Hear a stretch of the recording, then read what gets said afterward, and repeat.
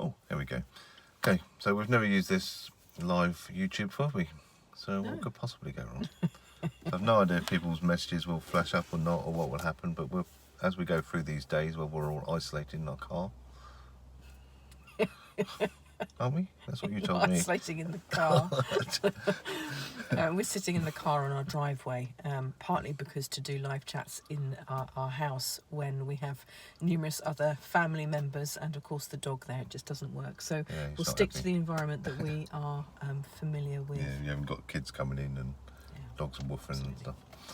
Anyway. Right, so what are we talking about? Let's actually, before I do that, good chop in there.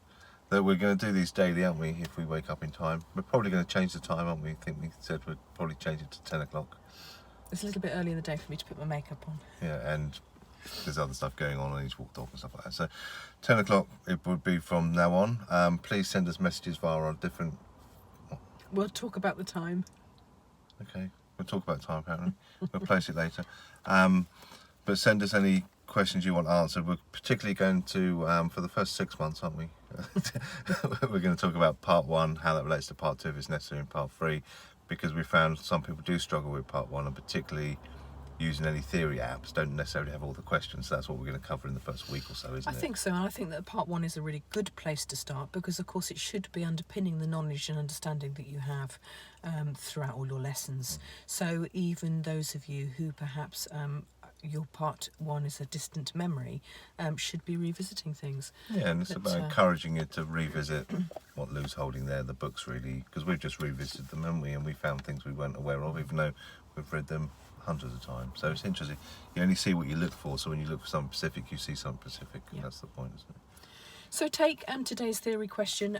We're not going to talk too long about it. It is just one specific theory question.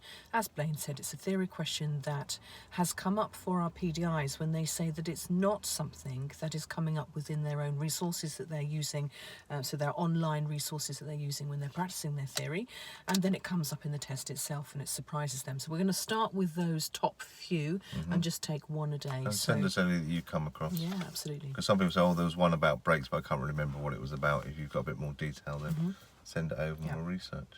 So the one today is about the distance that we should stop the car at in a tunnel. So if we have a queue of traffic that has come to a stop, the distance that we should stop the car at. Now obviously there are multiple choice questions and somewhere in there will be the right answer, but it surprises people when this comes up. I suppose one of the answers they're going to give is tires and tarmac, isn't it? Or similar. Because that's what you would automatically think it probably was. It might be something that we say to our pupils in terms of our normal stopping official distance. thing, is it? So, in terms of the correct answer is 5 metres, or at least 5 metres. Now, we did a bit of research to find out where these things were written, because people were saying it wasn't coming up, and quite clearly in the highway code, it does say, if you have to stop in a tunnel, leave at least a 5 metre gap between you and the vehicle in front. So it is in your highway code. That was there for a reason. It is in Driving the Essential Skills. So it is in DES. It says, keep your distance. Oh, I've lost it. Where are we? There we are. Yep, keep your distance even if you're moving slowly. If you have to stop, leave at least a 5 metre gap between you and the vehicle in front. So it is in DES. And then the little-known standards for driving, national standards for driving light cars and, sorry, I'm going to start that again. Yeah, I know. National standards for driving cars and light vans. Now this is the standards that you and I should be driving our cars to, and comes into the part 2. Very much you are meant to be demonstrating on your part 2 a knowledge and understanding of the national standards. So the national standards for driving cars and light vans, and in here under the identify and response to hazards, it says clearly that if you come across congestion in a tunnel that causes you to stop, you should leave at least a 5 metre gap between you and the vehicle in front. And at the moment, probably a bit more.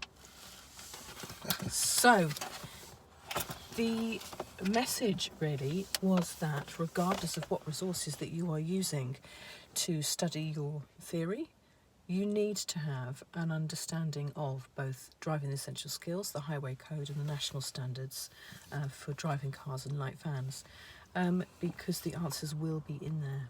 They're not going to ask you anything that we've come across yet, and this is what this exercise is also about. Can we find any questions that their answers aren't out there in an official publication? They will be sold on one of our videos maybe, or other books that you can buy with a train to be a driving instructor. What our mission is here is to show, if you like, or prove or disprove that all the questions they will ask you, the answers are in the official documentation.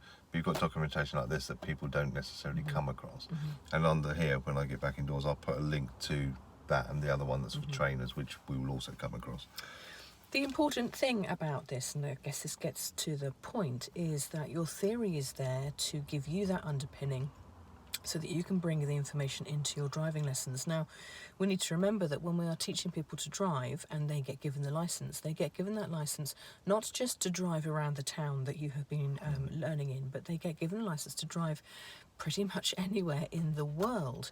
And so when it comes to tunnels in this country, if you are teaching an area that has a tunnel, so quite possibly you are going backwards and forwards in tunnels, it may well be a natural conversation for you to be having at some point with your learners.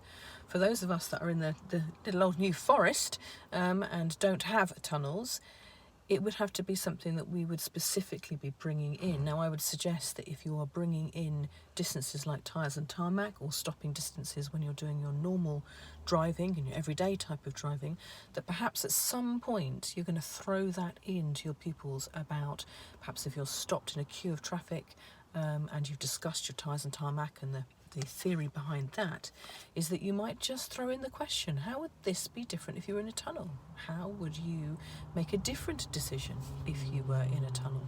And just see the answers that you get. And just why is bring it that in. further? So having that conversation. Absolutely. Why is it further? And then, of course, what does 5 metres really look like? Because to ask people what 5 metres is, in fact, to ask us what 5 metres is, we were doing some measuring yesterday, and the perception of what... We know what it is from here to the board, don't we? We can go up, we can't not go long. out. It's weird. So absolutely the importance of digging deeper into those things. Yeah, and just while we've all got time, it's, grab those books, get them online if you need to, and just go through them again. Even if you've been an instructor like I have 30 odd years or whatever, I still learn new stuff all the time. I went through the essential skills recently to see the differences, and I didn't notice that, even though I would have read it, because I read the whole thing back from. So it's interesting when you're looking for a certain thing. So anything that you thought, I'm teaching, I'm not sure if that's right, or my pupil said this and this, that and the other, go and look it up, go and spend some time looking it up.